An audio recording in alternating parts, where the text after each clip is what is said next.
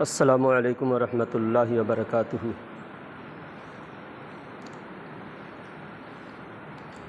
الحمد للہ الذی کفا والصلاة والسلام علی نبیہ المصطفیٰ، اما بعد فقد قال اللہ تبارک وتعالی فی القرآن المجید والفرقانہ الحمید۔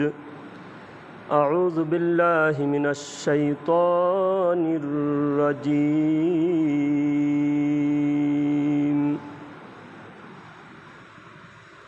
وَإِذِ ابْتَلَىٰ إِبْرَاهِيمَ رَبُّهُ بِكَلِمَاتٍ فَأَتَمَّهُنَّ قَالَ إِنِّي جَاعِلُكَ لِلنَّاسِ إِمَامًا قَالَ وَمِن ذُرِّيَّتِي قَالَ لَا يَنَالُ عَهْدِي الظَّالِمِينَ۔ صدق اللہ المولانا العظیم وصدقنا وبلغنا الرسول النبی المختار الکریم، ونحن على ذلك ما قال ربنا لمن الشاہدین والشاکرین۔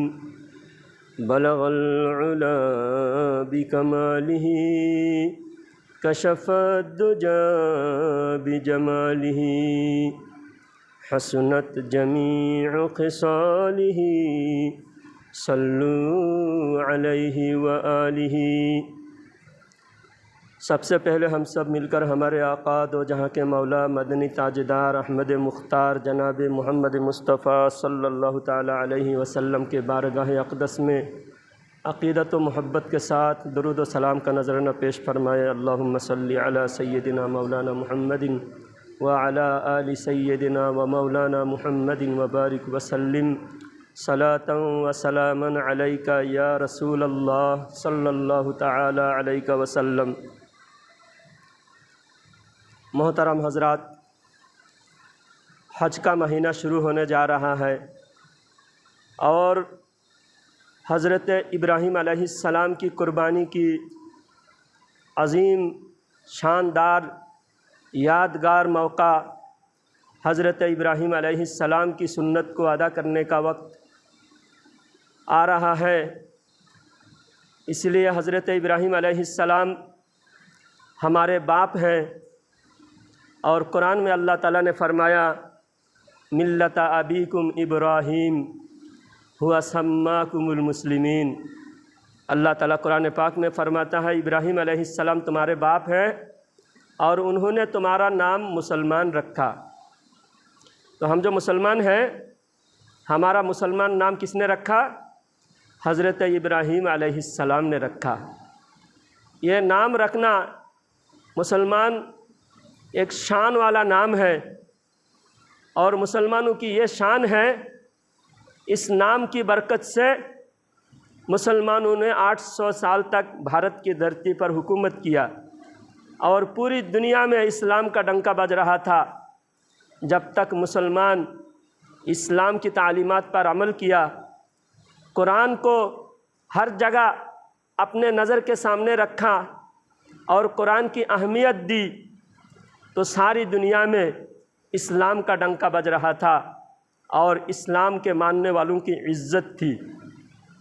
تو یہ مسلمان نام ہمارے لیے شان کی بات ہے، اور ساری دنیا میں اسلام کی شان و عظمت کا آج بھی علامت، آج بھی اسلام کی شان کی ہر جگہ نشانیاں موجود ہیں۔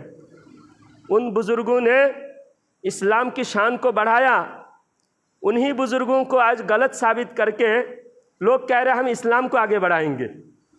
جن بزرگوں نے اسلام کو آگے بڑھایا تھا، اگر آپ کو بھی اسلام کو آگے بڑھانا ہے تو انہی بزرگوں کو ماننا، ان کی عزت قدر کرنا، ان کی طریقے پر چلنا، ان کے راستے پر چلنا، تب آپ اسلام کی شان کو آگے بڑھا سکتے ہیں۔ لے ہم اہل سنت، ہمارا دستور یہ ہے، ہم اس وقت سے لے کر، ہمارے اس وقت کے علماء سے لے کر اس سے پہلے کے علماء، اعلیٰ حضرت کے پہلے کے علماء، حضرت مجدد الف ثانی، اس سے پہلے کے علماء، حضرت غریب نواز، اس سے کے پہلے کے علماء سرکار غوث پاک، اس سے پہلے کے علماء امام بخاری، امام مسلم، امام ترمذی، امام ابو حنیفہ، امام شافعی، امام مالک، امام حنبل، ان تمام بزرگان دین علماء سے ہوتے ہوئے، صحابہ کرام ہوتے ہوئے ہم رسول کریم صلی اللہ علیہ وسلم کو مانتے ہیں۔ جو لوگ کہتے ہیں ہم ڈائریکٹ رسول کو مانتے ہیں، کسی ولی کو نہیں مانتے، کسی ولی کے طریقہ کو ہم کو بھروسہ نہیں ہے، تو غیر کے سامنے جب وہ پیش کرے گا کہ ہمارا اسلام بہت شان والا ہے، غیر کے سامنے جب پیش کرے گا دیکھو ہمارا اسلام بہت شان والا ہے، تو غیر ان کو منہ چڑھانے کے لیے ان کے منہ پہ بول سکتا ہے کہ تم کو تو کسی ولی پر بھروسہ ہی نہیں، کسی ولی نے جو طریقہ بتایا ہے تو وہ طریقہ پر تم کو بھروسہ ہی نہیں ہے، تمہارے نظر میں اسلام میں کوئی بھروسے کے لائق آدمی پیدا ہی نہیں ہوا، تو ویسے اسلام کو کیوں مانو گے؟ ہم کہتے ہیں ہمارے ہر ولی بھروسے کے لائق ہیں جو حقیقت میں ولی ہیں، اور ولی بنانا تو آج کل ہم لوگ سمجھ رہے ہیں وہ ولی ہونا بہت آسان ہے، ہر کوئی ولی بس مالا پہن لیا، الگ الگ کلر کے کپڑے پہن لیا، ہاتھ میں 10 انگوٹھی پہن لیا، وہ ولی ہے؟ بالکل نہیں۔ نبی کے طریقہ چھوڑ کر کوئی ولی نہیں بن سکتا۔ اس لیے آج ہم لوگوں نے بھی غلطی کی، ہم لوگوں نے ہر ایرے غیرے کو ولی بنا دیا، ہر ایرے غیرے کو اللہ والے کہہ کر ہم ان کے پیچھے چلنے لگے، پھر ہمارے دشمنوں نے کہا کہ یہ ولی نہیں ہے، تو یہ جو نقلی ولی ہے اس کو انکار کرتے کرتے وہ جو صحیح حقیقت میں ولی تھے ان ولیوں کو بھی انکار کرنے لگے۔ غلطی دوسرے کی بھی ہے، غلطی ہماری بھی ہے۔ اللہ قرآن میں فرماتا ہے ان اولیاءہ الا المتقون، ولی وہ ہوتا ہے جو تقوی والا ہوتا ہے، جو ہر بات میں اللہ و رسول کے احکامات پہ چلنے والے ہیں، جو گناہوں سے بچنے والے ہیں، جو فرائض واجبات کو ادا کرنے والے ہیں، جو ہر وقت اللہ کو یاد کرنے والے ہیں، ایسے یاد کرنے والے جن کو دیکھ کر بھی اللہ یاد آ جاتا ہے۔ آج کیا ہے، بہت سے ایسے جاہل لوگ ایسے کو پیر مان رہے ہیں جن کو کوئی نماز کا ٹھکانہ نہیں ہے، جن کے پیچھے ہم چل کر ہم ایک بہت بڑے بزرگ جن کو شہرت یافتہ لوگ اس علاقے کے بہت سے لوگ مانتے ہیں، میں ان کے پیچھے چل کر دیکھا ہوں، کبھی نماز پڑھتے ہوئے نہیں دیکھا۔ پڑھتے ہوں گے، لوگ کہتے ہیں پڑھتے ہوں گے، یا ولی ہمارے لیے نمونہ ہے، ولی ہمارے رہبر ہیں، نماز پڑھ کر بھی ولی کو ہمیں دکھانا چاہیے کہ دیکھو نماز ایسے پڑھی جاتی ہے۔ جب پیر پابندی سے ولی پابندی سے مریدوں کو دکھا کر نماز پڑھیں گے تب مرید نماز کی پابندی کریں گے۔ جب مرید کو پیر دکھتے نہیں نماز پڑھنے تو مرید کو نماز پڑھنے کا طریقہ کہاں سے آئے گا؟ اسی لیے اللہ تعالیٰ نے سارے پیروں کے پیر، سارے نبیوں کے بھی پیر، سارے نبیوں کے امام الانبیاء محمد مصطفیٰ صلی اللہ تعالیٰ علیہ وسلم کو اللہ تعالیٰ نے صحابہ کے پیر، صحابہ کے استاد، صحابہ کے امام بنا کر جب اللہ تعالیٰ نے نبی کو بھیجا ہے تو نبی نے بھی آ کر صحابہ اکرام کو ہر عمل کر کے دکھایا۔ اور اللہ تعالیٰ قرآن میں اعلان فرمایا ما آتاکم الرسول فخذوہ وما نہاکم عنہ فانتہوا، کہ میرے نبی جو طریقہ دیتے ہیں، میرے نبی ہر عمل کو کر کے بتا رہے ہیں، میرے نبی کے ہر طریقہ تمہارے لیے لازم ہے۔ لقد کان لکم فی رسول اللہ اسوۃ حسنہ، میرے نبی کے کردار میں، میرے نبی کے زندگی میں تمہارے لیے بہترین نمونہ ہے۔ تو جو راہبر ہوتے ہیں وہ عمل کر کے دکھاتے ہیں۔ یہ جھوٹ ہے کہ ہمارے بزرگ نماز پڑھتے ہیں، دکھتے نہیں، وہ تنہائی میں پڑھتے ہیں۔ جو فرض ہیں، جو جماعت کے ساتھ ادا کرنے کی ہے وہ سب کو دکھا کے کرنا ہے۔ چاہے کسی کو برا لگے، میں ڈنکے کی چوٹ پہ بولتا ہوں، جو نماز پڑھتے ہوئے دکھتے نہیں ان کے نزدیک بھی جانا نہیں، ان کے ہاتھ چومنا، ان کے قریب جا کے ان کی تعظیم کرنا، ان کی قدر کرنا بالکل درست نہیں، جائز نہیں ہے، چھوڑ دو۔ پھر دیکھو گے وہ بھی سامنے آ کر نماز ہمارے ساتھ جماعت کے ساتھ پڑھنے کے پابند ہوں گے۔ جا کر بریلی شریف میں جا کر دیکھو، ہمارے جو پیر ہیں اعلیٰ حضرت کے شہزادے حضور تاج الشریعہ رحمت اللہ علیہ، 5-6 سال پہلے حضور کے وفات ہوئے حضرت کے، 4 करोड़ मुरीद थे हज़रत के पूरी दुनिया में। वफ़ात के वक्त में तकरीबन बरेली शरीफ में 1 करोड़ से ज़्यादा लोग जनाजे में शिरकत किए हैं। आज भी हज़रत के साहिबजादे हज़रत अज़्ज़द रज़ा खां दामत बरकातहुमुल आलिया हमारे पीर है। बरेली के दरबार में जाकर देखिए, कभी मौका मिले तो जाइए। इस इलाके में भी, बेंगलोर में आसपास के इलाके में आते रहते हैं हमारे हज़रत। देखिए, पीर होते हैं ऐसे, कोई भी ज़िंदगी भर उनके पीछे रह कर देखो। हज़रत के एक खादिम फरमाते हैं कि ट्रेन में हो या प्लेन में हो या किसी भी सवारी पे हो, कभी भी नमाज का वक्त हुआ फ़ौरन गाड़ी रोककर उसी वक्त नमाज अदा फरमाते हैं। तहज्जुद भी छुट्टी नहीं, कभी किसी वक्त की नमाज नहीं छूटती, किसी वक्त किसी काम की सुन्नत नहीं छोड़ते। और बड़े बड़े बैनर पीरों के लगे हुए हैं, लेकिन हमारे पीर वो हैं कि जिनका फ़ोटो भी मोबाइल में, अगर मजमा में कोई बैठते हैं मोबाइल बंद करके बैठो, क्योंकि अल्लाह के रसूल सल्लल्लाहु अलैहि वसल्लम ने फरमाया कुफ्र शिरक के बाद जो सबसे बड़ा गुनाह है वो है फ़ोटो खींचना। फ़ोटो से मूर्ति की शुरुआत हुई और मूर्ति से बुत परस्ती की शुरुआत हुई। इसलिए फ़ोटो इस्लाम में जायज़ नहीं है। जब हम फ़ोटो पर फतवा लगाते हैं, भाई फ़ोटो जायज़ नहीं है, फ़ोटो क्यों जायज़ नहीं है, तुम्हारे आधार कार्ड, आइडेंटिटी कार्ड में, पासपोर्ट में फ़ोटो क्यों होते हैं? भाई हम गैर के मुल्क में रहते हैं, हमारे मुल्क के हुकूमत जो पाबंद करते हैं वो हमारे लिए ज़रूरी है। मजबूरी में अल्लाह ताला ने बहुत सारे चीज़ मजबूरी में हलाल करार दिया है। बहुत सारे हराम चीज़ों को अल्लाह ने गिनाया। कुरान में है इन्नमा हर्रमा अलैकुमुल मैततु वद्दमु वलहमुल खिंजीर, तुम्हारे लिए बहुत सारी चीज़ें ये हराम है, खून हराम है, मुर्दार हराम है, खिंजीर हराम है। फिर अल्लाह फरमाता है फमन इत्तुर्रा गैर बागिन वला आदिन फला इस्मा अलैहि, अगर तुम कैद में हो और ऐसे हालत में हो कि उसके खाए बगैर मर जाओगे, तो मरने से बचने के लिए, जान बचाने के लिए मुर्दार खाने को अल्लाह ने जायज़ करार दिया। मुर्दार खाना क्या है?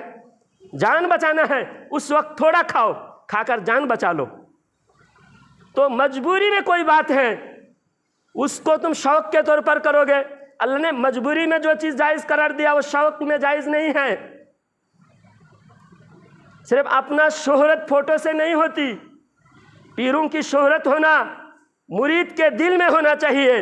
क्योंकि अल्लाह के वली की जब अल्लाह के दरबार में एंट्री होती है, जब अल्लाह ताला किसी को वली बना लेता है, हदीस पाक में है, बुखारी शरीफ में है कि जब अल्लाह ताला किसी से मोहब्बत करने लगता है, अल्लाह ताला मोहब्बत करने लगता है, तो अल्लाह जिब्रील अलैहिस्सलाम को बुलाकर जिब्रील अलैहिस्सलाम से कहता है दआ जिब्रील, और जिब्रील अलैहिस्सलाम को बुलाकर अल्लाह क्या कहता है, ऐ मेरे जिब्रील फलाने बंदे से मेरी मोहब्बत हो गई।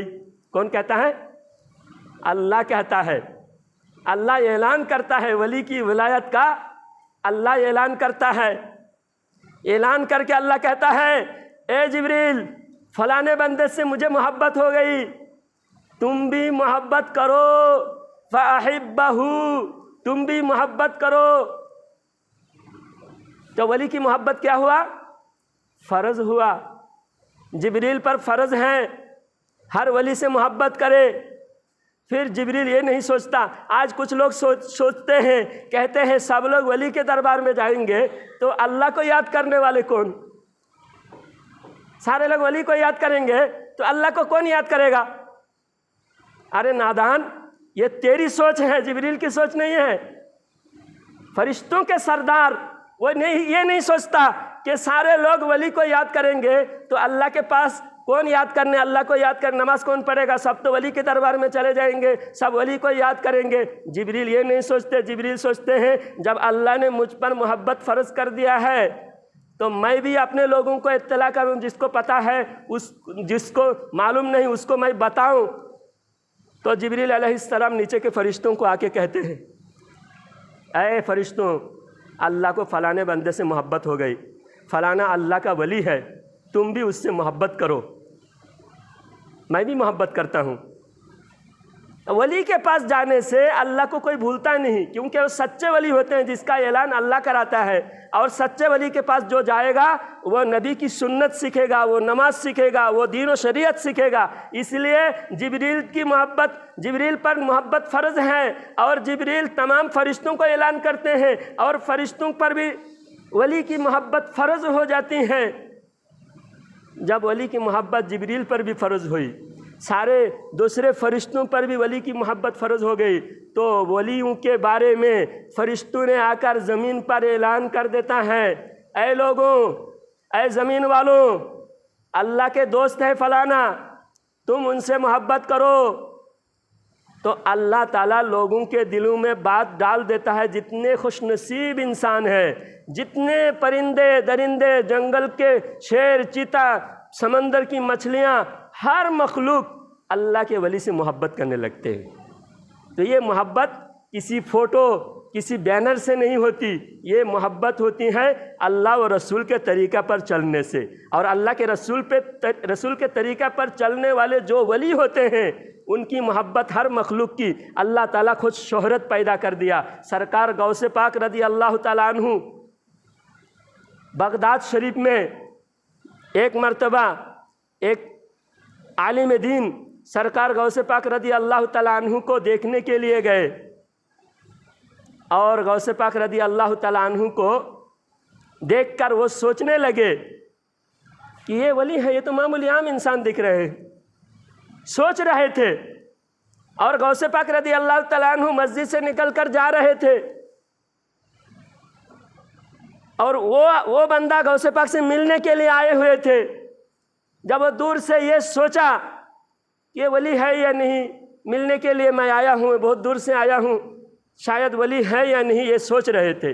اتنے میں غوث پاک رضی اللہ تعالیٰ عنہ مسجد سے نکلے، ہزاروں لوگ، اتنے بھیڑ مسجد کے چاروں طرف سارے لوگ اکٹھا ہوئے، اور ہر انسان غوث پاک رضی اللہ تعالیٰ عنہ سے مصافحہ کرنے لگے، غوث پاک رضی اللہ تعالیٰ عنہ کی تعظیم کرنے لگے۔ تو وہ سوچنے والے بندے نے سوچا کہ ارے اتنا بھیڑ ہوا، میں تو مصافحہ بھی نہیں کر پاؤں گا، ذرا بھیڑ کم ہوتی تو میں مصافحہ کر لیتا تھا۔ تو سرکار غوث پاک رضی اللہ تعالیٰ عنہ اس کی طرف دیکھ کر مسکرائے، اور بھیڑ کم ہو گئی، فوراً آئے مصافحہ کیے۔ اور سرکار غوث پاک رضی اللہ تعالیٰ عنہ نے فرمایا، ارے اللہ کے بندے، اللہ تعالیٰ نے لوگوں کے دل کو بھی میرے تابع کر دیا ہے۔ میرے پاس کوئی نہیں تھا، تم آئے تھے، میرے پاس کوئی نہیں تھا، بھیڑ نہیں تھی، تم دیکھ کر سوچے کہ میں اللہ کا ولی نہیں ہوں۔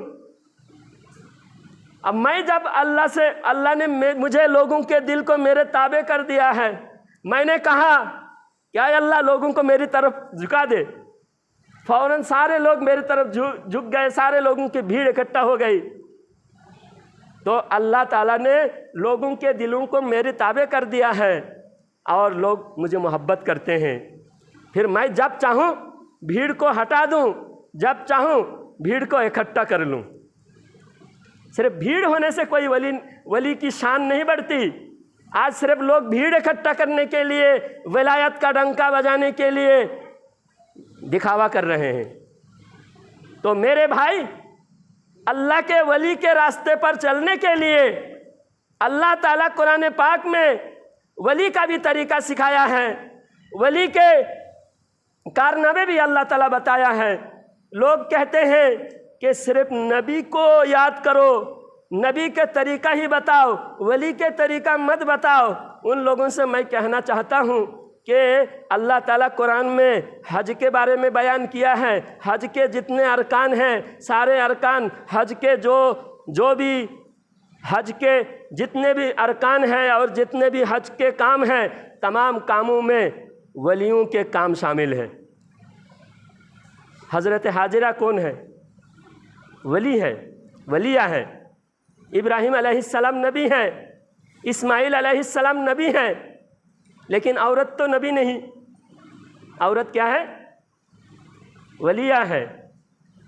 ایک ولی، اللہ کے بندی، اللہ کے ولیہ اپنے بیٹے کی محبت میں دوڑی، بیٹے پیاس سے تڑپ رہے تھے، چھوٹے بچے تڑپ رہے تھے، ماں کو رحم آیا، ترس آیا، ماں کی محبت جوش مرنے لگا، ماں اپنے بیٹے کی محبت میں دوڑ رہی تھی کیونکہ بیٹا پیاسا تھا، ننھا بچہ حضرت اسماعیل علیہ السلام پیاسا تڑپ رہا تھا، پیاس سے تڑپ رہے تھے۔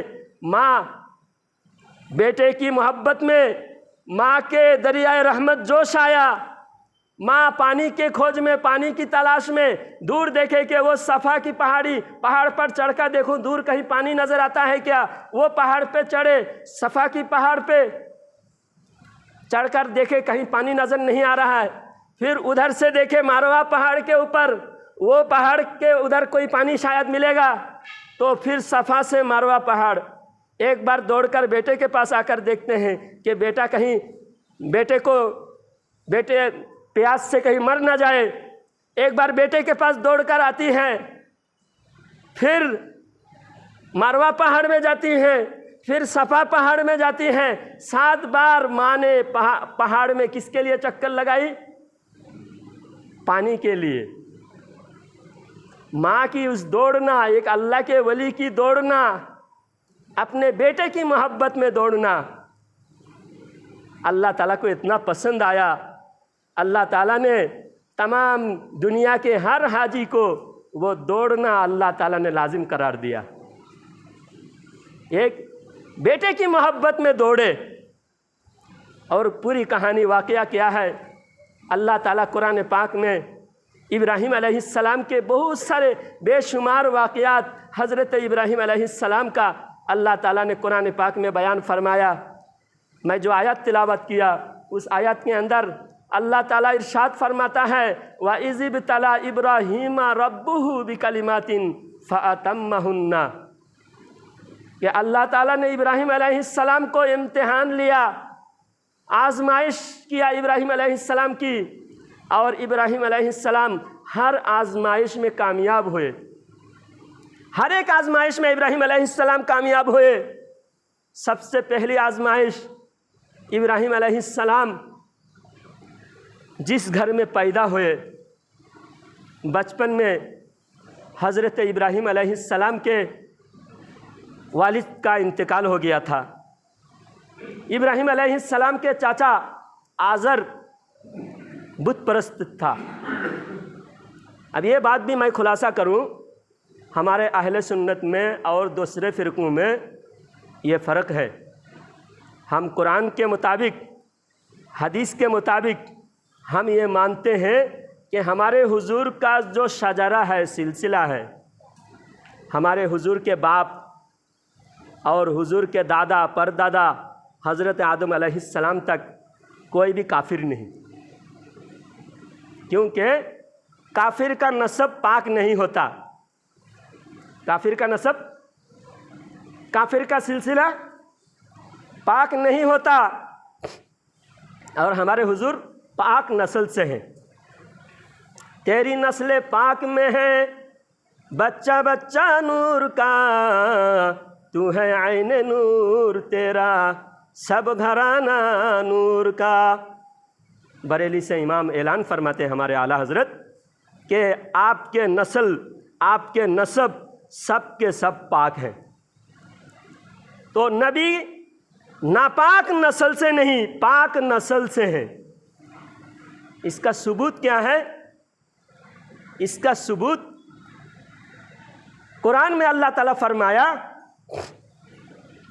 جب حج کے اندر اسلام کے اعلان سے پہلے بھی حج کرتے تھے، کفار مکہ حج کرتے تھے، طواف کرتے تھے، اور وہ طواف کے دوران اپنے باپ دادا کی شان بیان کرتے تھے۔ کفار مکہ ان کے باپ دادا کی شان بیان کرتے تھے، ہمارے باپ بہت زیادہ دریا دل تھے، ہمارے باپ دادا بہت زیادہ دان خیرات صدقہ خیرات کرتے تھے، بہت مال لٹاتے تھے، ہمارے باپ دادا بہت بہادر تھے، ہمارے باپ دادا بڑے شان والے تھے۔ ہر کوئی اپنے باپ دادا کی شان بیان کرتے تھے، اور ایک دوسرے سے لڑائی ہوتی تھی اسی وجہ سے۔ وہ کہتے تھے میرا خاندان بڑا ہے، دوسرے کہتے تھے میرا خاندان بڑا ہے۔ تو حج کے دوران ہر کوئی اگر اپنی بڑائی کرے گا اس سے لڑائی ہوگی۔ تو جو بھی قبیلہ عرب کے سارے قبیلے آس پاس سے حج کرنے کے لیے مکہ شریف میں پہنچتے تھے، ہر کوئی اپنے باپ دادا کی تعریف بیان کرتے تھے۔ جب باپ دادا کی سب اپنے تعریف بیان کرتے تھے تو آپس میں لڑائی ہوتی تھی، خون خرابہ ہو جاتا تھا۔ اسی لیے مکہ شہر میں کہیں بھی آس پاس میں پورے عرب میں امن نہیں تھا، ہر قبیلہ ایک دوسرے سے لڑائی تھی۔ جب اسلام آیا، اسلام کا اعلان ہوا، اسلام کا مکہ میں غلبہ ہوا، اللہ نے قرآن پاک میں اعلان فرمایا فَاذْكُرُوا اللَّهَ كَذِكْرِكُمْ آبَاءَكُمْ أَوْ أَشَدَّ ذِكْرًا۔ قرآن میں اللہ فرماتا ہے تم اللہ کی بڑائی بیان کرو، اپنے باپ دادا کی بڑائی بیان مت کرو۔ اس لیے ہم حج کے دوران اللہ کی بڑائی بیان کرتے ہیں، نعرہ لگاتے ہیں۔ ساری دنیا کے کہیں سے بھی حاجی جائے، سب کا ایک ہی نعرہ ہوتا ہے، لبیک اللہم لبیک لا شریک لک لبیک ان الحمد والنعمت لک والملک۔ مالک وہی ہے، بڑائی اسی کی ہے، شان اسی کی ہے۔ سب کا جب ایک نعرہ ہو تو لڑائی نہیں ہوتی۔ سب کو اللہ تعالیٰ ایک نعرہ لگوا دیا، اپنے باپ دادا کی بڑائی بیان کرنے سے منع کر دیا، کیونکہ جو باپ دادا کافر تھے ان کافروں کی بڑائی نہیں بیان کرنا چاہیے، ان کافروں کا نام نہیں لینا چاہیے، ان کا نام مٹا دینا چاہیے۔ اسی لیے اسلام نے ان کے باپ دادا کی بڑائی بیان کرنے سے منع کر دیا ہے۔ اور جب آپس میں مسجد میں بھی بیٹھتے یا کہیں پروگرام میں بیٹھتے، کہیں دعوت میں کھانے پینے میں بیٹھتے، کوئی اپنے باپ کی، صحابہ اکرام تو سب مسلمان ہوئے نبی کے ہاتھ پر۔ مسلمان ہونے سے پہلے کیا تھے؟ مسلمان ہونے سے پہلے مسلمان نہیں تھے، غیر مسلم تھے۔ جب وہ مسلمان ہوئے تو ان کے باپ دادا تو مسلمان ہونے کا سوال پیدا نہیں ہوتا، تو ان کے باپ دادا کی تعریف اللہ کے نبی نے بیان کرنے سے منع کر دیا کہ تم اپنے باپ دادا کی بڑائی، کافروں کی بڑائی بیان مت کرو۔ کافروں کی شان بیان کرنے سے اللہ ناراض ہوتا ہے، اللہ کے دشمن کی شان بیان کرنے سے اللہ ناراض ہوتا ہے۔ ہمارے حضور نے کیا بیان فرمایا کہ کافروں کی بڑائی بیان کرنے سے، کافر باپ دادا کی بڑائی بیان کرنے سے اللہ ناراض ہوتا ہے، اس لیے ان کی بڑائی بیان نہیں کرو۔ صحابہ اکرام کو سخت منع فرما دیا، تو کوئی صحابی اپنے باپ کی بڑائی نہیں بیان کرتے تھے۔ تو ایک رولز یہ بنایا کہ کسی نے باپ دادا کی بڑائی بیان نہیں کرنا، کیونکہ کافروں کی بڑائی، خدا کے دشمن کی بڑائی کرنے سے اللہ کیا ہوتا ہے؟ اللہ ناراض ہوتا ہے۔ اب ایک جنگ کا واقعہ میں بتانے جا رہا ہوں۔ حنین کے جنگ میں مسلمانوں کی لشکر تقریباً 30,000 تھے۔ حنین ایک جگہ کا نام ہے، اور حنین کے جنگ میں مسلمان اچانک، فوج دوسری جگہ تھے اور اللہ کے نبی صلی اللہ علیہ وسلم چند لشکر کے ساتھ ایک جگہ، یعنی تھوڑے لشکر تھے، 40-50 لوگ تھے۔ سارے دشمنوں نے اکٹھا گھیر لیا، ہزاروں دشمن اکٹھا نبی کو گھیر لیے ہیں۔ نبی کے ساتھ میں کچھ لوگ تھے، کچھ صحابہ تھے۔ تو اس وقت کافروں نے سوچا کہ اب ہم نپٹا دیں گے، معاذ اللہ، استغفر اللہ۔ تو زندگی میں حضرت علی رضی اللہ تعالیٰ عنہ فرماتے ہیں ایک مرتبہ تلوار اٹھاتے ہوئے حضور کو ہم نے دیکھا، نبی کی بہادری ایک بار ہم نے دیکھا، اور نبی جب تلوار اٹھائے، ہزاروں کی کافروں کی بھیڑ میں اللہ کے نبی تلوار اٹھائے، اور نبی نے خود فرمایا، یہ اشعار ہے، مسلم شریف میں ہے، حدیث کی کتاب مسلم شریف میں ہے، انا النبی لا کذب انا ابن عبد المطلب۔ اے کافروں، مجھے کیا سمجھ رکھے ہو؟ میں کوئی معمولی آدمی ہوں؟ میں بھاگ جاؤں گا، میں ڈر جاؤں گا تم سے؟ میں عبد المطلب کا بیٹا ہوں۔ کیونکہ میدان سے وہ بھاگتا ہے جس کی اصلیت میں کمی ہو، جس کی اصلیت کمزور ہو، اور جو دعوے میں جھوٹا ہو، اس کو ڈر لگتا ہے، کیونکہ اس کا دعویٰ جھوٹا ہوتا ہے اور اس کی اصلیت میں اس کے خاندانی بہادری نہیں ہوتی۔ میرا اصلیت میں بھی کمی نہیں ہے، میں عبد المطلب کا بیٹا ہوں۔ کیا سمجھ رکھے ہو کافروں؟ میں عبد المطلب کا بیٹا ہوں اور میں سچا رسول ہوں، میرے دعوے میں بھی کمی نہیں ہے، میرا دعوے میں بھی مجھے اتنا یقین ہے کہ اللہ مجھے کامیاب کرے گا، کیوں میں بھاگوں کیوں؟ تو اللہ کے نبی صلی اللہ علیہ وسلم پیٹ کر کے بھاگے نہیں، بلکہ کفاروں کا تنہا صحابہ اکرام کچھ لوگ تھے اور ہزاروں کفار کے بھیڑ میں اللہ کے نبی جنگ کرتے ہوئے تلوار اٹھا کے آگے بڑھے تو کفار کو تہس نہس کر دیا۔ تو اب یہ شعر ہے انا النبی لا کذب انا ابن عبد المطلب، عربی میں یہ شعر ہے۔ اس میں یہ عربی کے شعر کو رجس کہتے ہیں، عربی میں کہتے ہیں رجس۔ رجس کا مطلب ہے جنگ کے میدان میں جوش دلانے کے لیے شعر کہا جاتا ہے، شاعری کی جاتی ہے، اور اس میں اللہ کے نبی اپنے باپ دادا کی تعریف کر رہے ہیں۔ پہلے تو حضور نے فرمایا باپ دادا کی تعریف کرنا منع ہے، کافر باپ دادا کی تعریف کرنا کیا ہے؟ منع ہے۔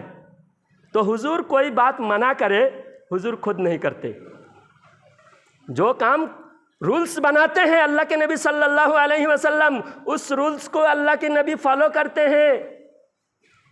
تو یہاں پر اللہ کے نبی صلی اللہ علیہ وسلم فرماتے ہیں کہ میں عبد المطلب کا بیٹا ہوں، تو پتہ چلا کہ نبی جس کی شان بیان کرے وہ مومن ہوں گے، وہ کافر نہیں ہو سکتے، یقیناً وہ مومن ہے۔ جب ابرہہ بادشاہ مکہ شریف خانہ کعبہ کو ڈھانے کے لیے ہاتھی والوں لشکر کے ساتھ آیا ہوا تھا، اسی سال اللہ کے نبی صلی اللہ علیہ وسلم پیدا ہوئے۔ ابھی اللہ کے نبی صلی اللہ علیہ وسلم ماں کے پیٹ میں تھے، مکہ سے دور یمن سے دشمن آئے ہوئے تھے، ابرہہ نام کا بادشاہ تھا، وہ بادشاہ کعبہ ڈھانے کے لیے، کعبہ کو تہس نہس کرنے کے لیے، مکہ کو نیست و نابود کرنے کے لیے ہاتھی کے لشکر کے ساتھ آیا ہوا تھا۔ جب مکہ کے باہر پڑاؤ ڈالا ہزاروں ہاتھی کے لشکر، اور مکہ والے ہاتھی کبھی دیکھے ہوئے نہیں تھے، ہاتھی دیکھنے کے لیے کچھ لوگ گئے، جا کر ہاتھی دیکھ کر اور ہاتھی کی لشکر دیکھ کر خوف زدہ ہو کر ڈر کر دوڑ کر آئے مکہ میں۔ آ کر مکہ کے سردار حضور کے دادا عبد المطلب کے پاس آ کر لوگ کہنے لگے اے عبد المطلب، ہمارا مکہ تو ہلاک ہو جائے گا، مکہ والے سب ختم ہو جائیں گے، خدا کے گھر کو بچانے کی ذرا فکر کرو۔ تو عبد المطلب کہنے لگے اے لوگوں، گھبرانے کی کیا بات ہے، یہ گھر کس کا ہے؟ لوگوں نے کہا یہ اللہ کا گھر ہے۔ تو عبد المطلب کہے پھر ڈرتے کیوں ہو، یہ اللہ کا گھر ہے، خدا اپنے گھر کو ضرور بچانا جانتا ہے۔ ہم اللہ پر یقین رکھتے ہیں، ہم اللہ کی عبادت کرتے ہیں، ہم اللہ تعالیٰ کے گھر کو ہم خدمت کرتے ہیں، گھر اللہ کا ہے، ہماری طاقت جتنی ہے اتنا ہم لگا دیں گے، باقی حفاظت کرنے والا اللہ ہے۔ جو عبد المطلب خانہ کعبہ کی طرف جا رہے تھے، اتنے میں ایک لشکر کا ایک آدمی آیا، آ کر کہنے لگا کہ ہمارا بادشاہ تم کو بلا رہا ہے، ہمارے بادشاہ تم کو بلا رہا ہے۔ تو عبد المطلب بادشاہ کے پاس گئے، مکہ کے باہر پورے لشکر کے ساتھ، ہاتھیوں کے لشکر کے ساتھ وہاں پر پڑاؤ ڈالا ہوا تھا۔ تو ابرہہ بادشاہ کے پاس جب عبد المطلب پہنچے، حضور کے دادا، جب عبد المطلب وہاں پہنچے، عبد المطلب کے چہرے میں اتنا روب تھا، اتنا جلال تھا، بادشاہ تخت پر بیٹھا ہوا تھا، عبد المطلب کو دیکھتے ہی کانپنے لگا، کانپتا ہوا بادشاہ کرسی چھوڑ کر کھڑا ہو گیا اور عبد المطلب کو بولے، عبد المطلب کو بادشاہ نے کہا کرسی پر بیٹھ جائیے۔ عبد المطلب کرسی پر بیٹھے، بیٹھ کر عبد المطلب نے پوچھا کس لیے آئے ہو، مجھے کیوں بلائے ہو؟ تو عبد المطلب نے جب پوچھا مجھے کیوں بلائے ہو، تو بادشاہ کہنے لگا کہ ہم تمہارے خانہ کعبہ کو ڈھانے کے لیے آئے ہیں، کیونکہ ہم بھی وہاں ایک کعبہ بنائے ہیں یمن میں، ہمارے کعبہ میں کوئی نہیں آتا، سب لوگ تمہارے یہ کعبہ میں آتے ہیں، اس لیے ہم اس کو ڈھا دیں گے تاکہ لوگ ادھر چلے جائے، کیونکہ یہاں کوئی بادشاہ نہیں اور میں بادشاہ ہوں، میرا بنایا ہوا کعبہ میں کوئی نہیں آتا، اور یہاں کوئی بادشاہ نہیں، سب تنگ دست غربت کا شکار، غریبی کا ماحول ہے، اور یہاں کے کعبہ میں سب آتے ہیں، اس لیے میں ڈھانے کے لیے آیا ہوں۔ تو عبد المطلب نے کہا کہ اس گھر کو ڈھانا کوئی معمولی بات نہیں ہے، تمہاری ہمت ہے آنا، دیکھا جائے گا۔ تو عبد المطلب سے پوچھا آپ کیوں آئے ہو یہاں؟ تو عبد المطلب نے کہا میرے اونٹ تم قبضہ کیے ہو، میرا اونٹ چرانے والے اونٹ کے جو رکھوالی کرنے والے چرواہے تھے ان سے تم نے اونٹ چھینا ہے، میں اپنا اونٹ لینے کے لیے آیا ہوں، میرا اونٹ مجھے واپس کرو۔ تو عبد المطلب نے اپنا اونٹ واپس لیا بادشاہ سے، واپس لے کر مکہ میں آئے، آ کر کعبہ کے پاس آ کر کعبے کے سامنے کھڑے ہو کر روایت میں ہے کہ آمنہ بی بی آمنہ کو لے کر کعبہ کے پاس عبد المطلب پہنچے، کیونکہ آمنہ کے پیٹ میں اللہ کے نبی صلی اللہ علیہ وسلم جب سے جلوہ گر ہوئے تو آمنہ کے جسم سے بھی خوشبو آتی تھی، آمنہ کے جسم سے خوشبو آتی تھی، عجیب و غریب خوشبو مہک رہی تھی۔ تو آمنہ سے لوگ کہتے ہیں، وہاں عورتیں چرچا کرتی تھی کہ آمنہ کے جسم سے خوشبو آتی ہے، آمنہ کیا عطر لگاتی ہیں، اور لوگ یہ بھی چرچا کر رہے تھے، عورتیں یہ چرچا کر رہی تھی کہ آمنہ جو خوشبو لگاتی ہیں، کیونکہ آمنہ بیوہ ہے، بیوہ کو خوشبو لگانا منع ہے۔ تو عبد المطلب کے اوپر سب لوگ انگلی اٹھا رہے تھے۔ تو عبد المطلب بی بی آمنہ سے پوچھتے ہیں، اے میری بیٹی، اے میری بہو، آپ خوشبو کیوں لگاتی ہو؟ کیونکہ عرب کا دستور نہیں ہے، بیوہ کے لیے خوشبو لگانا منع ہے، تم کیوں خوشبو لگاتی ہو؟ حضرت آمنہ کہتی ہے، اے ابا جان، آپ جانتے ہیں میرے کردار سے آپ واقف ہیں، میں خوشبو لگانے کی عادی نہیں ہوں، لیکن جب سے یہ امانت میرے جسم پہ آئے ہیں، اللہ تعالیٰ نے جب سے آپ کی امانت میرے اندر ڈالے ہیں، تب سے میرے جسم سے خوشبو آ رہی ہے۔ حضرت آمنہ کنواں کے اندر پانی بھرنے کے لیے جاتی ہے، کنواں کے اندر جھکنا چاہتی ہے کنواں کی طرف پانی بھرنے کے لیے، کنواں کے پانی ابل کر آمنہ کے ہاتھ میں آ جاتا ہے۔ حضرت آمنہ جب کنواں کے لیے پانی بالٹی کنواں کے اندر ڈالتی ہے تو کنواں سے آواز آتی ہے، اے آمنہ، تیرے بیٹے کے قدموں میں ساری دنیا جھکے گی، تو پانی کے لیے جھک رہی ہے، پانی ابل کر تیرے ہاتھ میں آ جائے، تجھے جھکنے کی ضرورت نہیں ہے۔ یہ سب کرامتیں، یہ سب عجائبات حضرت آمنہ سے دیکھ چکے تھے۔ عبداللہ حضرت عبد المطلب حضور کے دادا جانتے تھے کہ یہ آمنہ کوئی معمولی شخصیت نہیں ہے، یہ آمنہ کے پیٹ میں جو بچہ ہے یہ کوئی معمولی ہستی نہیں ہے۔ تو عبد المطلب نے آمنہ کو لے کے گئے کعبہ کے سامنے، جا کر اللہ تعالیٰ سے دعا فرمایا، اے پروردگار، میری جو امانت، میرے بیٹے کی امانت جو سامنے ہے، ان کے بدولت جو آنے والے مہمان ہیں، ان کی بدولت خانہ کعبہ کی تو حفاظت فرما۔ جب دعا کر کے واپس آئے اور حضرت عبد المطلب حضور کے دادا پہاڑ پہ جا کے اللہ سے دعا مانگ رہے ہیں، جبل ہیرا، غار ہیرا کے طرف جا کر عبد المطلب دعا مانگ رہے تھے، اور ادھر ہاتھی کے لشکر کعبہ کے قریب پہنچے۔ جب قریب پہنچے اللہ تعالیٰ قرآن میں فرماتا ہے، الم تر کیف فعل ربک باصحاب الفیل، آپ نے ہاتھی والوں کو نہیں دیکھا ہے کیا؟ الم یجعل کیدہم فی تضلیل، اللہ تعالیٰ نے ان کی سازشوں کو اللہ تعالیٰ نے کیسے ناکام بنا دیا۔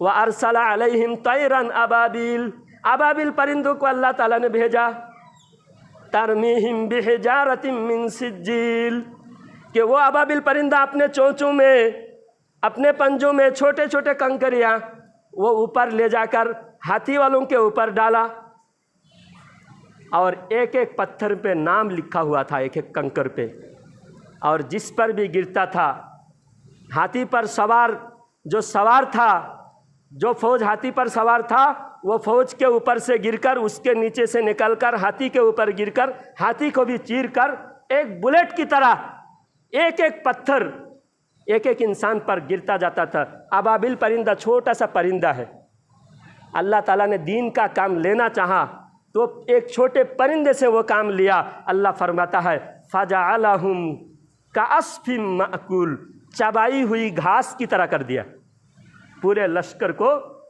چبائی ہوئی گھاس کی طرح کر دیا۔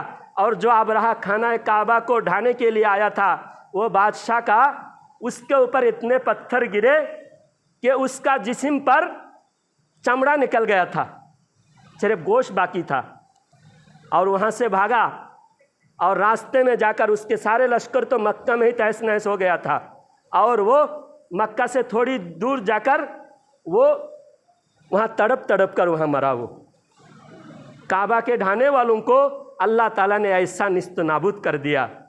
تو عبد المطلب نے جو دعا مانگا تھا، عبد المطلب کی دعا جب اثر کر گیا، عبد المطلب نے کعبہ کی شان بتایا، کعبہ کی شان دکھایا، اور کعبہ کی شان ظاہر ہونے کے بعد ساری دنیا میں چرچا ہوئی کہ اس شہر کی کیا خصوصیت ہے کہ اس شہر میں اللہ تعالیٰ نے اس شہر کو حفاظت کرنے کے لیے ایسا انتظام کیا۔ دوسرے شہر میں اگر کوئی دشمن آ کر حملہ کرے، شہر والے بچاتا ہے، اگر شہر والے بچا نہیں سکے تو شہر مٹ جاتا ہے۔ اس شہر کو شہر والوں نے نہیں بچایا، بلکہ اللہ تعالیٰ نے غائب سے اس شہر کو بچایا۔ اس شہر کی کیا خصوصیت ہے؟ جب یہ چرچا دنیا میں ہونے لگی تو دنیا میں اس وقت کتابیں اللہ کی کتاب، تورات اللہ کی کتاب، زبور انجیل اللہ تعالیٰ کی کتاب اس وقت جو کتاب والوں کے پاس تھی، تو کتاب والوں نے پڑھ کر دیکھا کہ اس شہر میں نبیوں کے سردار امام الانبیاء حضرت محمد صلی اللہ علیہ وسلم اس شہر میں تشریف لانے والے ہیں۔ اسی سال اللہ کے نبی صلی اللہ علیہ وسلم مکہ میں پیدا ہوئے، اسی سال پیدا ہوئے جس سال ابرہہ نے ابرہہ کی لشکر کو اللہ تعالیٰ نے تہس نہس کر دیا، مٹا دیا۔ تو عبد المطلب ایمان والے، عبد المطلب کے باپ ہاشم کے باپ عبد مناف، تو اسی طرح آدم علیہ السلام تک ہر کوئی پاک نسل کے ہیں، ہر کوئی مومن ہے۔ تو ابراہیم علیہ السلام بیچ میں آتے ہیں، ابراہیم علیہ السلام بیچ میں آتے ہیں۔ تو ابراہیم علیہ السلام کے بارے میں اہل سنت کا عقیدہ ہے، اہل سنت کی کتابوں میں، قرآن کی تفسیر میں ہے کہ ابراہیم علیہ السلام کے باپ کا نام ہے تاروک۔ کیا نام ہے؟ تاروک۔ ابراہیم، یاد رکھیے، یہ ہم اہل سنت کے اور باطل عقائد میں یہی فرق ہے، بد مذہبوں کے اور ہمارے میں فرق یہی ہے کہ ہماری کتابوں میں، قرآن کی تفسیر میں، ایک دو نہیں صرف ہم نے لکھا، ہمارے بریلی کے مولانا نے لکھا، یہ بات نہیں، بلکہ ہر تفسیر کی کتاب میں، پرانی کتابوں میں جتنی کتابیں دکھائیں گے سب میں ابراہیم علیہ السلام کے باپ کا نام کیا ہے؟ تاروک ہے۔ بچپن میں ابراہیم علیہ السلام کے باپ کا انتقال ہو گیا تھا۔ ابراہیم علیہ السلام چاچا کے گھر میں پرورش پائے۔ چاچا مورتی پوجا کر رہے تھے، چاچا جو ہے مورتی پوجا کر رہا تھا، بت بناتا تھا، بت بیچتا تھا۔ اب یہ لوگ کیا کہتے ہیں؟ ابراہیم علیہ السلام کے باپ مورتی پوجا کر رہا تھا۔ تو ابراہیم علیہ السلام کے باپ اگر کافر ہیں تو ہمارے نبی کے باپ پھر کیا ہوئے؟ پھر قرآن میں اللہ تعالیٰ فرماتا ہے سورہ نمل کے اندر، وَتَقَلُّبَكَ فِي السَّاجِدِينَ، اے نبی آپ کو ہم نے سجدہ کرنے والوں کی، ایک اللہ کی عبادت کرنے والوں کی نسل سے پیدا کیا ہے، آپ پاکیزہ نسل سے ہیں۔ نبی خود اعلان کر کے اپنے باپ کی بڑائی بیان کرتے ہیں، اور نبی پاک ہیں۔ تو اگر نبی کے باپ دادا کافر تھے معاذ اللہ، پھر نبی کو پاک نہیں، نبی پاک نہیں کہہ سکتے۔ یہ ہم میں اور دوسرے فرقے والوں میں یہی فرق ہے کہ ہم نبی کے نسل کو پاک مانتے ہیں۔ اسی لیے بریلی کے امام احمد رضا رحمۃ اللہ علیہ نے فرمایا، تیری نسل پاک میں ہے بچہ بچہ نور کا، تو ہے عین نور، تیرا سب گھرانہ نور کا۔ تو عزیزان ملت، قرآن میں ایک آیات سے دلیل دیتے ہیں وہ لوگ دلیل دیتے ہیں کہ قرآن میں ہے وَإِذْ قَالَ إِبْرَاهِيمُ لِأَبِيهِ آزَرَ أَتَتَّخِذُ أَصْنَامًا آلِهَةً۔ 7واں پارہ سورہ انعام میں اللہ فرماتا ہے، ابراہیم علیہ السلام اپنے باپ آزر سے کہتا ہے کہ اے آزر تم مورتی پوجا مت کرو۔ یہ قرآن کی آیت میں ہے۔ ابراہیم علیہ السلام اپنے باپ آزر سے کہتے ہیں کہ اے میرے باپ آپ مورتی پوجا مت کرو۔ اب یہاں تو باپ لکھا ہے آزر کو، وَإِذْ قَالَ إِبْرَاهِيمُ لِأَبِيهِ، ابراہیم علیہ السلام اپنے باپ آزر سے کہتے ہیں۔ تو اس میں 7واں پارہ سورہ انعام میں تو ثابت ہو گیا کہ ابراہیم علیہ السلام کے باپ کون ہیں؟ آزر ہے۔ اب یہ 7واں پارہ میں ہے۔ اب میں یہ آیت سمجھا کر بات ختم کرتا ہوں۔ اللہ تعالیٰ نے ابی ہی کہا، ابی کا مطلب باپ ہے، اور والد کا مطلب باپ ہے۔ آپ لوگ بھی کہتے ہیں والد ہے، والد کا مطلب کیا ہے؟ والد کا مطلب بھی باپ ہے، اور ابی کا مطلب بھی باپ ہے۔ تو یہاں جو ابی فرمایا ہے تو یہاں باپ نہیں چاچا مراد ہیں، کیونکہ دوسری جگہ حضرت یعقوب علیہ السلام کے بارے میں سورہ بقرہ میں اللہ فرماتا ہے فَلَمَّا حَضَرَ يَعْقُوبَ الْمَوْتُ إِذْ قَالَ لِبَنِيهِ مَا تَعْبُدُونَ مِن بَعْدِي قَالُوا نَعْبُدُ إِلَٰهَكَ وَإِلَٰهَ آبَائِكَ إِبْرَاهِيمَ وَإِسْمَاعِيلَ وَإِسْحَاقَ إِلَٰهًا وَاحِدًا وَنَحْنُ لَهُ مُسْلِمُونَ۔ حضرت یعقوب علیہ السلام نے اپنے بیٹوں کو، ان کے 12 بیٹے تھے، 12 بیٹوں کو بلا کر وفات سے پہلے جب ابراہیم علیہ السلام یعقوب علیہ السلام کے وفات کے وقت قریب آیا، یعقوب علیہ السلام اپنے 12 بیٹوں کو بلا کر کہا اے میرے بیٹوں، میرے مرنے کے بعد تم گمراہ نہیں ہو جانا، تم ایک اللہ کی عبادت کو چھوڑنا نہیں، میرے بعد تم وعدہ کرو، میرے بعد تم کس کی عبادت کرو گے؟ یعقوب علیہ السلام 12 بیٹوں کو پوچھا کہ میرے بعد تم کس کی عبادت کرو گے؟ اب وہ سورہ انعام 7واں پارہ کی میں آیت سے بتایا ابی ہی کا مطلب باپ۔ اب یہاں پر بھی ابی ہی کا لفظ ہے۔ آبائک ابراہیم و اسماعیل و اسحاق۔ تو یعقوب علیہ السلام نے جب کہا، بیٹوں کو کہا کہ میرے بعد تم کس کی عبادت کرو گے؟ بیٹوں نے کہا کہ ہم آپ کے باپ ابراہیم، آپ کے باپ اسماعیل، آپ کے باپ اسحاق، ان آپ کے باپ نے جن کی عبادت کیے ہیں ان کی ہم عبادت کریں گے۔ آپ کے باپ نے جس خدا کی عبادت کیا ہم بھی اس خدا کی عبادت کریں گے۔ تو یہاں پر یعقوب علیہ السلام کے باپ کون ہیں؟ یعقوب علیہ السلام کے باپ حضرت اسحاق علیہ السلام۔ ابراہیم علیہ السلام کے 2 بیٹے، ابراہیم علیہ السلام کے 2 بیٹے، ایک اسماعیل اور ایک اسحاق۔ ابراہیم علیہ السلام کے بڑی بیوی حضرت سارہ، ان کے پیٹ سے پیدا ہوئے حضرت اسحاق علیہ السلام، اور چھوٹی بیوی حضرت ہاجرہ، ان سے پیدا ہوئے حضرت اسماعیل علیہ السلام۔ تو آپ دیکھیے یعقوب علیہ السلام کے باپ کا نام اسحاق، ان کے چاچا کا نام اسماعیل، ان کے دادا کا نام ابراہیم۔ نہ چاچا کو بھی باپ کہتے ہیں، دادا کو بھی باپ کہتے ہیں، اور باپ کو بھی، والد کو بھی باپ کہتے ہیں۔ تو کبھی اگر کوئی کہے میرا والد، تو والد سے صرف باپ مراد ہوگا۔ کہیں اگر کہیں گے میرا والد، میرے والد کا نام ہے عظیم الدین، میرے والد کا نام کیا ہے؟ عظیم الدین۔ میرے چاچا کا نام ہے کلیم الدین۔ اب میں چاچا کو بھی باپ کہہ سکتا ہوں، چاچا بھی باپ کے برابر ہے، لیکن چاچا کو والد نہیں کہہ سکتا۔ ایک بات دھیان رکھیے، چاچا کو باپ کہہ سکتے ہیں، والد نہیں کہہ سکتے۔ میرے والد کا نام ہے عظیم الدین، تو میرے والد عظیم الدین ہے، والد کو والد بھی کہہ سکتا ہوں، باپ بھی کہہ سکتا ہوں، لیکن چاچا کو باپ کہہ سکتا ہوں، والد نہیں کہہ سکتا۔ تو والد صرف خاص ہے، اور باپ دادا، پردادا، لکڑدادا سب کو باپ کہہ سکتے ہیں۔ تو یہاں پر جو باپ کہا گیا ابراہیم علیہ السلام کے باپ آزر، تو یہاں باپ سے چاچا مراد ہے، قرآن سے ہی دوسری جگہ سے ثابت ہو رہا ہے۔ تو اب نبی کی شان اگر بیان کرنا ہے تو ہر آیت کو دیکھنا پڑے گا۔